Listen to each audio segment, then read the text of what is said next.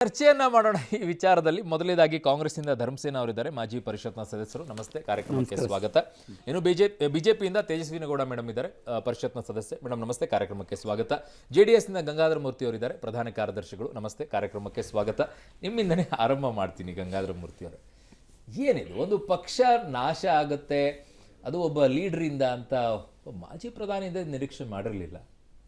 ಇಲ್ಲ, ಒಂದು ಆ ಪದನ ಅರ್ಥ ಮಾಡ್ಕೊಳ್ಳೋದ್ರಲ್ಲಿ ಮಾನ್ಯ ಸಿದ್ದರಾಮಯ್ಯನವರಾಗ್ಬೋದು, ಕೆಲವರು ಚೇಂಜ್ ಆಗಿರ್ಬೋದು. ನಿನ್ನೆ ಪ್ರೆಸ್ ಮೀಟಲ್ಲಿ ನಡೆದಾಗ ನಾನು ಕೂಡ ಇದ್ದೆ. ಅವ್ರು ಹೇಳ್ದಂಥದ್ದೇನು ಅಂತಂದರೆ, ಕರ್ನಾಟಕದಲ್ಲಿ DK ಶಿವಕುಮಾರ್ ಆ್ಯಂಡ್ ಸಿದ್ದರಾಮಯ್ಯನವರು ಹೋಗ್ತಾ ಇರೋ ರೀತಿ ನೋಡಿದ್ರೆ ಮುಂಬರುವ ಲೋಕಸಭಾ ಚುನಾವಣೆಯಲ್ಲಿ 28ಕ್ಕೆ 28 ಸೋಲೋವಂಥ ಪರಿಸ್ಥಿತಿ ಬಂದಿದೆ. ಹಾಗಾಗಿ ದೇಶದಲ್ಲಿ ಕಾಂಗ್ರೆಸ್ಸು ಕಳೆದ ಚುನಾವಣೆಯಲ್ಲಿ ಬರೀ 44 ಸೀಟಿಗೆ ಬಂದು ನಿಂತಿದೆ. 400-450 ಗೆಲ್ತಾ ಇದ್ದಂಥ ಕಾಂಗ್ರೆಸ್ ಪಕ್ಷ ಇತಿಹಾಸದಲ್ಲಿ ದೊಡ್ಡ ಪಕ್ಷ ಇರೋಂಥದ್ದು 44ಕ್ಕೆ ಬಂದಿದೆ. ಕರ್ನಾಟಕದಲ್ಲಿ ಭಾಳ ಎಕ್ಸ್ಪೆಕ್ಟೇಷನ್ ಇಟ್ಕೊಂಡಿದ್ದಾರೆ. ಆ ಪರಿಸ್ಥಿತಿ ಇಲ್ಲ. ಕರ್ನಾಟಕದಿಂದಲೇ ಕಾಂಗ್ರೆಸ್ಸಿನ ಅವನತಿ ಸ್ಟಾರ್ಟ್ ಆಗುತ್ತೆ ಅಂತ ಮಾತು. ಅಂದ್ರೆ ಅರ್ಥ ಏನು ಅಂತಂದ್ರೆ, ಇಂಗ್ಲೀಷಲ್ಲಿ ಇನ್ನೊಂದು ಯೂಸ್ ಮಾಡ್ತಾರೆ ಅವರು, ಏನು, ಸಿದ್ದರಾಮಯ್ಯ ಮತ್ತು DK ಶಿವಕುಮಾರ್ ನಾಯಕತ್ವದಲ್ಲಿ ಕಾಂಗ್ರೆಸ್ನ ಹೋಗುತ್ತೆ. ಅದನ್ನೇ ಕರ್ನಾಟಕದಲ್ಲಿ DK ಶಿವಕುಮಾರ್ ಸಿದ್ದರಾಮಯ್ಯನವರ ನೇತೃತ್ವನೇ ಇರೋದೀಗ. ಅವ್ರ ನೇತೃತ್ವದಲ್ಲೇ MP ಚುನಾವಣೆಯಲ್ಲಿ ಸೋತ್ರೆ ಇಲ್ಲಿಂದನೇ ಸ್ಟಾರ್ಟ್ ಆಗುತ್ತೆ ಅವರ ಕಾಂಗ್ರೆಸ್ಸಿನ ಅವನತಿ ಅಂತ ಹೇಳಿದ್ದು. ಆದರೆ ಕಾಂಗ್ರೆಸ್ ಪಕ್ಷನ ಮುಗಿಸ್ತೀನಿ, ಸಿದ್ದರಾಮಯ್ಯನವ್ರಿಗೆ ಶಾಪ ಹಾಕ್ತೀನಿ, ಅವೆಲ್ಲ ಇಲ್ಲ. ಶಾಪ ಪದಗಳನ್ನ ಬಳಸ್ಕೊಂಡಿರೋದು ಮನೆ ಸಿದ್ದರಾಮಯ್ಯನವರು ತಮ್ಮ ಟ್ವೀಟಲ್ಲಿ. ಅವ್ರು ಹೇಳಿದ್ದು ರಾಜಕೀಯ ಹೋರಾಟ. ಸಿದ್ದರಾಮಯ್ಯನವರಾಗಲಿ ಇನ್ನೊಬ್ರಿಗಾಗಲಿ ಶಾಪ ಹಾಕೋದಾಗಿದ್ದಿದ್ರೆ ದೇವೇಗೌಡರು ಸಿದ್ದರಾಮಯ್ಯನವ್ರು ಈ ಮಟ್ಟಿಗೆ ಬೆಳೆಸೋ ಅವಶ್ಯಕತೆನೇ ಇರಲಿಲ್ಲ. ನಿಮ್ಗೊಂದು ಸಣ್ಣ ಇತಿಹಾಸ ಹೇಳೋಕ್ಕೆ ಜ್ಞಾಪಿಸೋಕ್ಕೆ ಇಷ್ಟಪಡ್ತೀನಿ. 1996ರಲ್ಲಿ ದೇವೇಗೌಡರು ಪ್ರಧಾನಮಂತ್ರಿಯಾಗಿ ಹೋದಂಥ ಸಂದರ್ಭದಲ್ಲಿ ಅವತ್ತು ಅವ್ರನ್ನ ಮುಖ್ಯಮಂತ್ರಿ ಮಾಡಬೇಕು ಅಂತ ಹೊರಟು ಇದೇ SD ರೇವಣ್ಣವರು, ಇದೇ ದೇವೇಗೌಡರು ಎಲ್ಲ ಸೇರಿ 75ಕ್ಕೂ ಹೆಚ್ಚು ಜನನ ಸೈನ್ ಹಾಕಿಸಿ ಇವರು ಪರ ನಿಂತರು. ಕೊನೆಗೆ ಎಲ್ಲ ಹಿರಿಯ ನಾಯಕರುಗಳು ಸೇರಿಕೊಂಡು ತೀರ್ಮಾನ ಮಾಡಿದಾಗ JH ಪಟೇಲ್ ಅವ್ರನ್ನ ಮುಖ್ಯಮಂತ್ರಿ ಮಾಡೋ ಸಂದರ್ಭ ಬಂತು. ಅವತ್ತು ಇವ್ರನ್ನ ಉಪಮುಖ್ಯಮಂತ್ರಿ ಮಾಡಿದ್ರು. ಅವತ್ತು MP ಪ್ರಕಾಶು, ಬೈರೇಗೌಡರು ಎಲ್ಲರೂ ಉಪಮುಖ್ಯಮಂತ್ರಿ ಮಾಡೋ ಸೀನಿಯರ್ ಲಿಸ್ಟಲ್ಲಿದ್ದರು ಸಿದ್ದರಾಮಯ್ಯನವ್ರಿಗಿಂತ. ಆದರೆ ಅವರಿಬ್ಬರನ್ನೂ ಬಿಟ್ಟು ಸನ್ಮಾನ್ಯ ಶ್ರೀ ಸಿದ್ದರಾಮಯ್ಯನವ್ರನ್ನ ಉಪಮುಖ್ಯಮಂತ್ರಿ ಮಾಡಿದ್ರು. ಅದು ಒಬ್ಬ ಬ್ಯಾಕ್ವರ್ಡ್ ಕ್ಲಾಸ್ ನಮ್ಮ ಜೊತೆ ಇರಲಿ ಅನ್ನೋ ಕಾರಣಕ್ಕೆ. ಎರಡನೇದಾಗಿ ಇನ್ನೊಂದು ಆಶ್ಚರ್ಯ ಪಡುವಂಥ ವಿಚಾರ ಏನು ಗೊತ್ತಾ, ಅವತ್ತು ಡೆಪ್ಟಿ CM ಆದಾಗ ಅವ್ರ ವಯಸ್ಸೆಷ್ಟು ಗೊತ್ತಾ? ಕೇವಲ 46 ವರ್ಷ, 1996. ಇಂಥ ಒಬ್ಬ ನಾಯಕನ ಬೆಳೆಸಿದಂಥ JDS ಪಕ್ಷ ಎಂದಿಗೂ ಸಿದ್ದರಾಮಯ್ಯನವ್ರನ್ನಾಗಲಿ ಇನ್ನೊಬ್ಬರನ್ನಾಗಲಿ ಮುಗಿಸೋವಂಥ ಕಾರ್ಯಕ್ರಮ ಇಲ್ಲವೇ ಇಲ್ಲ. ಆದರೆ ಸಿದ್ದರಾಮಯ್ಯನವ್ರ ಆದಿಯಾಗಿ ಕಳೆದ 30-40 ವರ್ಷಗಳಿಂದ 1978ರಿಂದ ಇಲ್ಲಿವರೆಗೂ ಜನತಾದಳ, ಜನತಾ ಪಕ್ಷ, ಜನತಾ ಪರಿವಾರದ ಶಾಸಕರುಗಳನ್ನ ಕರ್ಕೊಂಡೋಗಿ ಏನಾದರೂ ಮುಗ್ಸೋಕ್ಕೆ ಪ್ರಯತ್ನ ಪಟ್ಟಿರೋದಾದರೆ ಇದೇ ಕಾಂಗ್ರೆಸ್ ಪಕ್ಷದ ನಾಯಕರು, ಇದೇ ಮೊನ್ನೆ ಸಿದ್ದರಾಮಯ್ಯನವರು ಇಲ್ಲಿಂದ ಪಕ್ಷದಿಂದ 2005ಕ್ಕೆ ಹೋದ ಮೇಲೆ ಎಷ್ಟು ಬಾರಿ JDS ಶಾಸಕರನ್ನ ಕರ್ಕೊಂಡೋಗಿದ್ದಾರೆ. 2005ರಲ್ಲಿ ಇವರೇ ಒಂದು 10 ಜನ ಹೋದರು. ಅದಾದಮೇಲೆ 2008ಕ್ಕೆ 17 ಜನ MP ಪ್ರಕಾಶ್ ಆ್ಯಂಡ್ ಟೀಮನ್ನು ಕರ್ಕೊಂಡೋದ್ರು. ಅದಾದಮೇಲೆ ಮತ್ತೆ ಮತ್ತೆ ಅಧಿಕಾರಕ್ಕೆ ಬಂದ್ವಿ ನಾವು. ಅಧಿಕಾರಕ್ಕೆ ಬಂದಾಗ ಮತ್ತೆ ಸುಣ್ಣಾಗಿದ್ರು. ನಮ್ಮನೆ ಬಾಗಿಲಿಗೆ ಬಂದು ಮತ್ತೆ ಕೈಕಾಲು ಹಿಡ್ಕೊಂಡು ಅವರ ಪಕ್ಷನ ಉಳಿಸ್ಕೊಂಡ್ರು.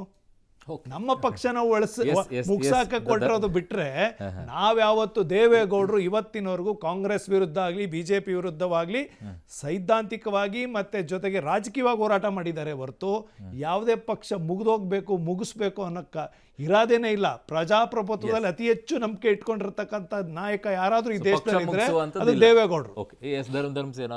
ಅವರು ಪಕ್ಷ ಮುಗ್ಸಕ್ಕೆ ಏನೋ ಹೋಗಿಲ್ಲ, ಬಟ್ ಪಕ್ಷ ಮುಗ್ಸಕ್ಕೆ JDS ಹೋಗಿದ್ದು ಸಿದ್ದರಾಮಯ್ಯನವರು ಏನೋದು ಅವ್ರದ್ದು, ಕಾಂಗ್ರೆಸ್ ಅದು ಅಂತ ಇಲ್ಲ. ಈಗ ನಾವು ಇವ್ರ ಥರ ಈಗ ಅವರು ಈ ಸ್ಟೇಟ್ಮೆಂಟ್ ಹೇಳಿದ್ಮೇಲೆ ನಾನು ಏನಕ್ಕೆ ಹೆಚ್ಚಿಗೆ ಹೇಳೋಕ್ಕೆ ಆಗಲ್ಲ. ಯಾಕೆ ಅಂತ ಹೇಳಿದ್ರೆ ಈ ಅವ್ರು ಕೊಟ್ಟಂಥ ಸ್ಟೇಟ್ಮೆಂಟು ಮತ್ತು ಟ್ವೀಟ್ ವಾರ್ಗಳು ಇದೆಲ್ಲ ಆಗಿರೋದ್ರಿಂದ.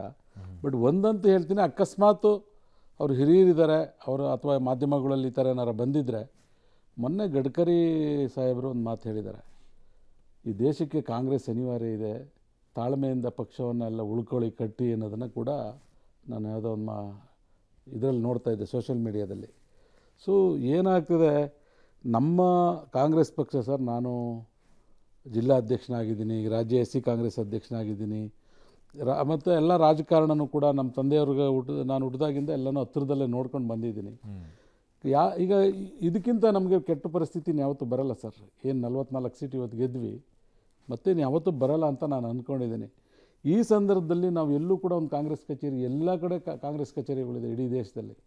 ನಾವು ಹೀನಾಯವಾಗಿ ಸೋತಿರೋ ಕಡೆ, ಪಕ್ಷನೇ ಇಲ್ಲ ಅನ್ನೋ ಕಡೆಯೂ ಕೂಡ ಕಾಂಗ್ರೆಸ್ ಕಚೇರಿಗಳು ನನ್ನ ಗಮನದಲ್ಲಿ ನಡೀತಾ ಇದೆ. ಸೊ ಹಾಗಾಗಿ ನನಗೆ ಅವ್ರ ಸ್ಟೇಟ್ಮೆಂಟ್ ಏನಾದ್ರೂ ಆ ಥರ ಹೇಳಿದರೆ, ಸಿದ್ದರಾಮಯ್ಯ ಡಿ ಕೆ ಶಿವಕುಮಾರ್ ನೇತೃತ್ವದಲ್ಲಿ ಪಕ್ಷ ಸರ್ ಈಗ ರಾಜಕಾರಣ ಮುಗಿಯುತ್ತೆ ಅಲ್ಲ, ರಾಜಕಾರಣ ನಿಂತ ನೀರಲ್ಲ. ನಮ್ಮ ಪಕ್ಷ ಏನು JDS ಅಲ್ಲ, ಯಾರೋ ಒಬ್ಬರೇ ನಡೆಸ್ಕೊಂಡು ಹೋಗ್ತಾರೆ. ಒಂದ್ ಕಡೆಗೆ ನಿಂತ ನೀರಲ್ಲ ಅಂತ ಹೇಳ್ತೀರಾ, JDS ಮುಳುಗೋಗಿರುವಂತ ಪಕ್ಷ ಅಂತ ಹೇಳ್ತೀರಾ. KC ರೆಡ್ಡಿ ಅವರಿಂದ ಹಿಡಿದು ಇವತ್ತವರೆಗೂ ಕೂಡ ತಾವು ನೋಡ್ಕೊಂಡು ಬನ್ನಿರಿ. ಎಕ್ಸೆಪ್ಟ್ ನಮ್ಮಲ್ಲಿ ವೀರೇಂದ್ರ ಪಾಟೀಲ್ ಅವರು ಸಾಹೇಬರು ಮತ್ತು ದೇವರಾಜ್ ಸಾಹೇಬರು ಮತ್ತು ಸಿದ್ದರಾಮಯ್ಯ ಸಾಹೇಬರು ಇವರಿಬ್ಬರೇ ರಿಪೀಟ್ ಆಗಿರ್ತಕ್ಕಂಥ ಮುಖ್ಯಮಂತ್ರಿಗಳು. ಯಾರು ಕೂಡ ನಮ್ಮಲ್ಲಿ ರಿಪೀಟ್ ಆಗಿಲ್ಲ. ಅಲ್ಲ ಹಂಗಲ್ಲ ಧರ್ಮಸೇನ ಅವ್ರು, ನಾನು ಅದನ್ನು ಕೇಳ್ತಾ ಇಲ್ಲ. ದೇವೇಗೌಡರು ಆ ಮಾತನ್ನು ಹೇಳಿದ್ಕಿಂತ ಅದಕ್ಕಿಂತಲೂ ಮುಂಚಿತವಾಗಿ ಕಾಂಗ್ರೆಸ್ನ ಅನೇಕ ನಾಯಕರು ಹೇಳಿರೋದು ಮುಳುಗೋಗಿರುವಂಥ ಹಡಗು JDS, ನಿಮ್ದೇನ್ರಿ 19 ಸೀಟು, ನೀವೇನು ಮಾತಾಡುವಂತ ನೈತಿಕತೆ ಇದೆ ಅಂತ ಕಾಂಗ್ರೆಸ್ನ ಎಷ್ಟೋ ಜನ ಹೇಳಿದ್ದೀರಾ. ಇಲ್ಲ ಅವಾಗ ಸರಿ ಅನಿಸುತ್ತೆ. ಈಗ ದೇವೇಗೌಡರು ಒಂದು ಮಾತು ಹೇಳಿದ ತಕ್ಷಣ ಸಿದ್ದರಾಮಯ್ಯ ಇಷ್ಟೊಂದು ಟ್ವೀಟ್ ಮಾಡಿ ಹೇಳ್ತಾರೆ. ಅಲ್ಲ, ಅದನ್ನ ಬೇರೆ ವರ್ಷನಲ್ಲಿ ಮಾತಾಡಿದ್ದಾರೆ ಈ ಸರಿ. ಹಿಂದೆ ಹೇಳಿರ್ಬೋದು. ಇವತ್ತು ಕಳೆದ 6-7 ತಿಂಗಳಿಂದ ಒಂದೇ ಒಂದು ನಿಮಿಷ, ಇವತ್ತಿಗೆ ನಾವು ಸೀಮಿತ ಆಗಿರೋದು. ಒಂದೇ ನಿಮಿಷ ಅವ್ರದ್ದು ಒಂದು ಫಸ್ಟ್ ರಿಯಾಕ್ಷನ್ ತಗೊಂಡ್ಬಿಡ್ತೀನಿ ಮೇಡಮ್. ಈಗ ಅವ್ರ ಜೊತೆಗೆ ಮೈತ್ರಿ ಇದ್ದೀರಾ, ಮೈತ್ರಿ ಯಡಿಯೂರಪ್ಪನವ್ರು ಹೇಳಿದ್ರು ಅಪ್ಪ ಮಗನ ಪಕ್ಷವನ್ನು ನಂಬಕ್ಕೆ ಹೋಗ್ಬಿಡಿ ಅಂತ ಸದನದಲ್ಲೇ ಹೇಳಿರುವಂಥ ಯಡಿಯೂರಪ್ಪನವ್ರು ಇದ್ರು. ಅದನ್ನು ಹಾಗಿದ್ದಾಗಲೂ ಕೂಡ ಅವ್ರ ಜೊತೆಗೆ ಬಂದರು. ಈಗ ದೇವೇಗೌಡರು ಈ ರೀತಿಯಾಗಿ ಸಿದ್ದರಾಮಯ್ಯ ಮತ್ತು ಡಿ ಕೆ ಶಿವಕುಮಾರ್ ವಿಚಾರದಲ್ಲಿ ಕಾಂಗ್ರೆಸ್ ಪಕ್ಷದ ಬಗ್ಗೆ ಮಾತಾಡಿದ್ರೆ ಹೇಗೆ ಅನ್ನಿಸುತ್ತೆ? ಅರುಣ್, ಯಡಿಯೂರಪ್ಪನವ್ರು ಹೇಳಿರೋದು ಸುಳ್ಳಲ್ಲ, ದೇವೇಗೌಡರು ಹೇಳಿರೋದು ಸುಳ್ಳಲ್ಲ, ಕುಮಾರಸ್ವಾಮಿ ಹೇಳಿರೋದು ಸುಳ್ಳಲ್ಲ. ಎಲ್ಲವೂ ಕೂಡ ಪಬ್ಲಿಕ್ ಡೊಮೇನಲ್ಲಿದೆ, ಚರ್ಚೆ ಆಗಿದೆ. ಆವತ್ತಿನ ಕಾಲಕ್ಕೆ ಏನೇನು ನೋಡಬಾರ್ದು ಕರ್ನಾಟಕ ರಾಜ್ಯದಲ್ಲಿ ಎಲ್ಲ ಹಂತದಲ್ಲೂ ಎಲ್ಲ ರೀತಿ ರಾಜಕಾರಣ ನೋಡಿದ್ದೀವಿ. ಇವತ್ತು ಪಬ್ಲಿಕ್ ಡೊಮೇನಲ್ಲಿ ಒಂದು ಚುನಾವಣೆಗಳಾದ ಮೇಲೆ ನಮ್ಮ ಎದುರುಗಡೆ ಫ್ರ್ಯಾಕ್ಚರ್ಡ್ ಮ್ಯಾಂಡೇಟ್ ಬಂದಾಗ ಏನು ಆಯ್ಕೆಗಳಿರುತ್ತೆ? ಪ್ರಜಾಸತ್ತಾತ್ಮಕ ವ್ಯವಸ್ಥೆನಲ್ಲಿ ಇವತ್ತೊಂದು ದೊಡ್ಡ ಬಹುಮತವನ್ನು ಕಾಂಗ್ರೆಸ್ ಪಾರ್ಟಿ ಪಡೆದಿದೆ. ಆ ದೊಡ್ಡ ಬಹುಮತ ಅಂಕುಶ ಇಲ್ಲದ ಆನೆ ಥರ ಇವರು ಆಡಳಿತ ವ್ಯವಸ್ಥೆ ಮೇಲೆ ಯಾವುದೇ ರೀತಿ ಲಂಗು ಲಗಾಮಿಲ್ಲದೆ ಹೋಗಬಾರ್ದು, ಇವರನ್ನು ಹಿಡಿದು ಕಟ್ಟಾಕಬೇಕು, ಸರಿಯಾದ ದಾರಿನಲ್ಲಿ ಹೋಗಬೇಕು, ಜನತೆಯ ಇದಕ್ಕೆ ಸ್ಪಂದಿಸಬೇಕು ಅನ್ನುವ ವಿರೋಧ ಪಕ್ಷಗಳ ಒಂದು ಡ್ಯೂಟಿಯನ್ನು ನಾವು ಮಾಡ್ತಾ ಇದ್ದೀವಿ. ಈಗ ರಾಷ್ಟ್ರ ಮಟ್ಟದಲ್ಲಿ ಇಡೀ ಜಗತ್ತಿನಲ್ಲೇ ಇವತ್ತು ರಾಜಕಾರಣ ಯಾವ ರೀತಿ ನಡೀತಾ ಇದೆ ಅಂತ ನಾವು ನೋಡ್ತಾ ಇದ್ದೀರಾ. ಎಲ್ಲ ದೇಶಗಳಲ್ಲೂ ಒಂದು ಅಸ್ಥಿರ ವಾತಾವರಣ ಇದೆ. ಭಾರತ ಇಷ್ಟೆಲ್ಲ ದೊಡ್ಡ ದೇಶ ಆಗಿದ್ರು, ಅನೇಕ ಆರ್ಥಿಕ ಸಂಕಷ್ಟಗಳು ಬಂದರೂ ಕೂಡ ಮೋದಿಯವರ ಒಂದು ದೃಢ ನಿರ್ಧಾರದಲ್ಲಿ ಮುಂದೆ ಹೋಗ್ತಾ ಇದೆ. ಅಂಥ ಸಂದರ್ಭದಲ್ಲಿ ಹಿರಿಯರಾದಂಥ ದೇವೇಗೌಡರು ಹಿಂದೆ ಭಾಳ ಒಂದು ವಿರೋಧವನ್ನು ವ್ಯಕ್ತಪಡಿಸ್ತಾ ಇದ್ದಂಥವ್ರು BJP ಜೊತೆ ಬರೋದಕ್ಕೆ. ಈಗ ಕುಮಾರಸ್ವಾಮಿಯವರು ತೀರ್ಮಾನವನ್ನು ತೆಗೆದುಕೊಂಡಾಗ ಇವತ್ತು ಮಾನ್ಯ ದೇವೇಗೌಡರು ಕೂಡ ಅದಕ್ಕೆ ಪೂರ್ಣವಾದ ಆಶೀರ್ವಾದ ಮಾಡಿ ಅವರು ಇವತ್ತು ಜೊತೆಗೆ ಬಂದಿದ್ದಾರೆ. ಹಾಗಾಗಿ ಇವತ್ತಿನ ಈ ಮುಂದಕ್ಕಿರ್ತಕ್ಕಂಥದ್ದು ಕಾಂಗ್ರೆಸ್ ವರ್ಸಸ್ ಇಲ್ಲಿ ಪ್ರತಿಪಕ್ಷಗಳು. ಹಾಗಾಗಿ ಯಡಿಯೂರಪ್ಪನವರಾಗಿರಲಿ, ದೇವೇಗೌಡರಾಗಿರಲಿ ಅಥವಾ ಕುಮಾರಸ್ವಾಮಿ ಆಗಿರಲಿ, ನಮಗೆ ಕಾಣ್ತಕ್ಕಂಥದ್ದು ಇವತ್ತು ಈ ಸಾರಿಯ ಚುನಾವಣೆಗಳಲ್ಲಿ ಕೇಂದ್ರದಲ್ಲಿ ಮತ್ತೊಮ್ಮೆ ಮೋದಿಯವರ ನೇತೃತ್ವದಲ್ಲಿ NDA ಅಧಿಕಾರಕ್ಕೆ ಬರಬೇಕು, ಒಂದು ದೃಢ ಸರ್ಕಾರವನ್ನ ಕೊಡಬೇಕು, ಕರ್ನಾಟಕ ರಾಜ್ಯದ ಪ್ರಗತಿ ಜೊತೆಗೆ ದೇಶದ ಪ್ರಗತಿಯಲ್ಲೂ ನಾವು ಭಾಗಿಯಾಗಬೇಕು ಅನ್ನೋ ಅಷ್ಟೇ. ಅದಕ್ಕೋಸ್ಕರ ಯಡಿಯೂರಪ್ಪನವರು ಅನೇಕ ದುಃಖಗಳನ್ನ ನುಂಗ್ಕೊಂಡಿದ್ದಾರೆ, ವಿಜಯೇಂದ್ರ ಅವರು ನುಂಗ್ಕೊಂಡಿದ್ದಾರೆ, ಅಥವಾ ಮಾನ್ಯ ದೇವೇಗೌಡರು ನುಂಗ್ಕೊಂಡಿರ್ಬಹುದು. ಹಾಗಾಗಿ ನಡೆದದ್ದು ನಿಜ, ಇವತ್ತಿನ ಬೆಳವಣಿಗೆಗಳು ನಿಜ, ಇದು ಅನಿವಾರ್ಯತೆ. ಅವರ ಹೇಳಿಕೆ ಸಮಂಜಸನ ಅಥವಾ ಈ ಹಿರಿಯರು ಈ ರೀತಿಯಾಗಿ ಹೇಳಬಾರ್ದಾಗಿತ್ತು? ಸಮಂಜಸ ಅನ್ನೋದಕ್ಕಿಂತ ಈಗೇನಾಗಿದೆ, ಇಷ್ಟು ದೊಡ್ಡ ಬಹುಮತವನ್ನ ಪಡೆದ ಪಾರ್ಟಿ, ಯಾವುದೇ ಸಮಸ್ಯೆಗಳಿಲ್ಲದೆ ಮುಂದೆ ಹೋಗ್ಬೇಕಾದಂತ ಪಾರ್ಟಿ ಆಗಾಗ ಕದನ ಮಾಡ್ಕೋತಾನೆ ಇರ್ತಾರೆ. ಇದರಿಂದ ಆಡಳಿತ ಯಂತ್ರ ಡಿಸ್ಟರ್ಬ್ ಆಗತ್ತೆ, ಅದರಿಂದ ಜನರ ಸೇವಾ ಕಾರ್ಯಗಳು ಡಿಸ್ಟರ್ಬ್ ಆಗತ್ತೆ. ಆ ಹಿನ್ನೆಲೆಯಲ್ಲಿ ಅವರ ಅನುಭವದಲ್ಲಿ, ಗೌಡ್ರ ಅನುಭವದಷ್ಟು ಯಾರಿಗೂ ವಯಸ್ಸಾಗಿಲ್ಲ, ಹಾಗಾಗಿ ಅವರ ಅನುಭವದಲ್ಲಿ ಆಗ ಅನಿಸಿದೆ ಇವರಿಬ್ಬರೇ ಕಾಂಗ್ರೆಸ್ ಪಾರ್ಟಿಯನ್ನು ನೆಲಸಮ ಮಾಡಿಬಿಡ್ತಾರೆ ಅನ್ನುವಂಥದ್ದು ಅವ್ರ ಹಿರಿಯರ ಮನೋಭಾವ. ಅವರು ಹೇಳಿದ್ದಾರೆ, ಹಾಗಾಗಿ ನಾವು ಅದನ್ನು ಅವರ ಅನುಭವದ ಹಿನ್ನೆಲೆಯಲ್ಲಿ ಹೇಳಿದ್ದಾರೆ. ವ್ಯತ್ಯಾಸಗಳಿರೋದು ನಿಜ, ಅಧಿಕಾರ ಕಿತ್ತಾಟ ನಡೆದಿರೋದು ನಿಜ, ಟಗರು ಮತ್ತು ಬಂಡೆ ಗುದ್ದಾಡ್ತಿರೋದು ನಿಜ. ಅದರಿಂದ ಇನ್ನು ಮುಂದಿದ್ದೆಲ್ಲ ತೆರೆ ಮೇಲೆ ಸಿನಿಮಾ ನೋಡ್ಬೇಕಾಗಿದೆ ಅಷ್ಟೇ. ಕಾಳಜಿ ಅಂತ ಯಾಕೆ ತಿಳ್ಕೊಳ್ಬಾರ್ದು ಧರ್ಮಸೇನ ಅವರೇ? ಪಾಪ ಹಿರಿಯ ಮುತ್ಸದ್ದಿ ರಾಜಕಾರಣಿ ಹೇಳ್ತಾ ಇರೋದು ನಿಮ್ಮ ಪಕ್ಷದ ಬಗ್ಗೆ ತುಂಬಾ ಕಾಳಜಿಯನ್ನ ವ್ಯಕ್ತಪಡಿಸಿ ಕಿತ್ತಾಡ್ಕೊಳ್ಳೋಕೆ ಹೋಗ್ಬಿಡ್ರಪ್ಪ, ಇಷ್ಟೆಲ್ಲ ಮಾಡ್ಕೊಳ್ಳೋ ಬದಲಾಗಿ ಚೆನ್ನಾಗಿ ಪಕ್ಷ ನಡೆಸ್ಕೊಂಡು ಹೋಗಿ ಅನ್ನೋ ಕಾಳಜಿಯಿಂದ ಹೇಳಿರ್ಬೋದಲ್ವಾ ಧರ್ಮಸೇನ? ನನಗೆ ಅವ್ರಿಗೆ ಅಲ್ಲ, ಅವ್ರಿಗೆ ಕೇಳ್ತಾ ಇದ್ದೀನಿ, ಕಾಳಜಿಯಿಂದ ಹೇಳಿರ್ಬೋದಲ್ಲ ಧರ್ಮಸೇನ ಅವರೇ? ಸರ್, ಅದು ರಾಜಕಾರಣದಲ್ಲಿ ಅಧಿಕಾರದ ಮೇಲಾಟಗಳು ನಡೀತಾನೆ ಇರುತ್ತೆ, ನಂಬರ್ 1. ಅಲ್ಲ, ಇದು ಕಾಳಜಿ ಯಾಕಿರಬಾರ್ದು ಅಂತ ನನ್ನ ಪ್ರಶ್ನೆ. ಇರ್ಲಿ ಇದ್ರೆ ವೆಲ್ಕಮ್ ಸರ್. ಯಾಕಂದ್ರೆ ಅವ್ರಿಗೆ ಕಾಂಗ್ರೆಸ್ ಬಗ್ಗೆ ಕನ್ಸರ್ನ್ 100% ಇರುತ್ತೆ. ಯಾಕೆಂದ್ರೆ ಅವ್ರು ಪ್ರಧಾನಮಂತ್ರಿ ಆಗಿ ಈ ದೇಶದಲ್ಲಿ ಆಗಿದ್ದೇ ಕಾಂಗ್ರೆಸ್ನಿಂದ, ಇಳಿದಿದ್ದು ಕಾಂಗ್ರೆಸ್ನಿಂದ ಇರ್ಬೋದು. ಅದು ಅವರು ಸ್ವಯಂಕೃತ ಅಪರಾಧದಿಂದ ಇಳಿದಿದ್ದಾರೆ ಅಂತೇಳಿ ಯಾವ ನಮ್ಮ ನ್ಯಾಷನಲ್ ಪ್ರೆಸಿಡೆಂಟ್ ಹೇಳಿದ್ದಾರೆ. ದೇವೇಗೌಡರು ಇಳಿಯಕ್ಕೆ ಕಾರಣನೇ ಇರಲಿಲ್ಲ. ದೇವೇಗೌಡರು ಕಾರಣನೇ ಇರಲಿಲ್ಲ ಕೇಸರಿ ಅವರು ಇಲ್ಲ ನಮ್ಮ ದೇವೇಗೌಡರು ಸ್ವಯಂಕೃತ ಅಪರಾಧ ಏನು? ಇಳಿಯಕ್ಕೆ ಕಾರಣಗಳೇ ಇರಲಿಲ್ಲ. ಕಾಂಗ್ರೆಸ್ಸಿನ ಹಲವು ಸಂಸದರನ್ನ ಹೈಜಾಕ್ ಮಾಡಿದ್ರಿಂದ ಅವರು hijack ಮಾಡೋದು ಹಾಸ್ಪಿಟಲ್ ಹೋಗಿ AM ಹಾಸ್ಪಿಟಲ್ ಇದೆಯಲ್ಲ ಸರ್ ಡೆಲ್ಲಿನಲ್ಲಿ, ಅಲ್ಲಿಂದ ಅವ್ರು ಆಚೆ ಕಡೆ ಹಿಂದ್ಗಡೆ ಗೇಟಲ್ಲಿ ಹೋಗಿ ಅವರು ರಾಷ್ಟ್ರಪತಿಗಳಿಗೆ ಲೆಟರ್ ಕೊಟ್ಟಿರೋದು ಎಲ್ಲ ನನಗೆ ಮಾಹಿತಿ ಇದೆ. ಸೀತಾರಾಮ್ ಕೇಸರಿನೇ ಮುಗಿಸಿದ್ರಿ ನೀವು. ಆ ಕಾರಣಗಳು ಯಾವುದು ಕೂಡ ಇರ್ಲಿಲ್ಲ ದೇವೇಗೌಡರು ನಿಲ್ಲಿಸಬೇಕಾದ್ರೆ. ಅಲ್ಲ, ನಿಮ್ಮಲ್ಲಿ ಫೈನಲಿ ಕಾಳಜಿ ನಿಮ್ ಬಗ್ಗೆ ಅತಿ ಇನ್ನೂ ಇದೆ. ಯಾರ್ದು ಕಾಳಜಿ ಬೇಕಾಗಿಲ್ಲ ಸರ್. ಅಲ್ಲ, ನಿಮ್ಗೆ ತುಂಬಾ ಕಾಳಜಿ ಇದೆ. ನಮಗೆ ನಮ್ಮ ಪಕ್ಷದಲ್ಲಿ ನಮ್ಮದೇ ಆದಂಥ ತತ್ವ ಸಿದ್ಧಾಂತಗಳಿದೆ. ನಾವು ಯಾವತ್ತೂ ಬಿಟ್ಟುಕೊಟ್ಟಿಲ್ಲ, ಬಿಡೋದು ಇಲ್ಲ. ನಮ್ಮದೇ ಆದಂಥ ನಾಯಕರುಗಳಿದ್ದಾರೆ, ನಮ್ಮದೇ ಆದಂಥ ವ್ಯವಸ್ಥೆಗಳಿದ್ದಾವೆ. ಈಗ ಅವರು ಇದನ್ನು ಕೂಡ ಹೇಳಿದ್ದಾರೆ. ನಾನು ವಾರಂಗಲಲ್ಲಿ ವರ್ಧನ್ಪೇಟೆ ಅಂತೇಳಿ ನಾನು ಇನ್ಚಾರ್ಜ್ AICC ಇನ್ಚಾರ್ಜ್ ಇದೆ ಸರ್. ಅಲ್ಲಿ ದುಡ್ಡಿಗೆ ಎಷ್ಟು ಪರದಾಟ ಇತ್ತು ಗೊತ್ತಾ ನಮ್ಮ ಕಾನ್ಸ್ಟಿಟ್ಯೂನ್ಸಿಗಳಲ್ಲಿ. ಆ ವಿಚಾರಕ್ಕೆ ಬರ್ತೀನಿ. ಅಲ್ಲಲ್ಲ, ಆಮೇಲೆ ಬರೋಣ. ಅಲ್ಲ, ಆ ಥರದ್ದೆಲ್ಲ ಯಾಕೆ ಕೇಳಿ, ಅದನ್ನೆಲ್ಲ ಯಾಕೆ ಹೇಳಿದಾರೋ ಅಥವಾ ಯಾಕೆ ಇದಾಗಿದೆಯೋ ನನಗೆ ಗೊತ್ತಿಲ್ಲ. ಈಗ ಹೇಳ್ಬೇಕಂದ್ರೆ ಕುಮಾರಸ್ವಾಮಿ ಮಾಧ್ಯಮಗಳಲ್ಲಿ ಬಂದಿದ್ದು ಹೇಳ್ತಾ ಇದ್ದೀನಿ. ಕುಮಾರಸ್ವಾಮಿ ಅವರು ಇದಕ್ಕೆ ಆಂಧ್ರದಲ್ಲಿ ಅದೆಷ್ಟು 500 ಕೋಟಿನೋ 1,500 ಕೋಟಿನೋ ಸಾಲ ತಗೊಳಕ್ಕೆ ಹೋಗಿದ್ದಂತ ಬಂದಿದ್ದು ಅವ್ರದ್ದು. ಮಾಧ್ಯಮದಲ್ಲಿ ಬಂದಿದ್ದು, ಯಾರು ಸ್ಟೇಟ್ಮೆಂಟ್ ಹೇಳಿಲ್ಲ.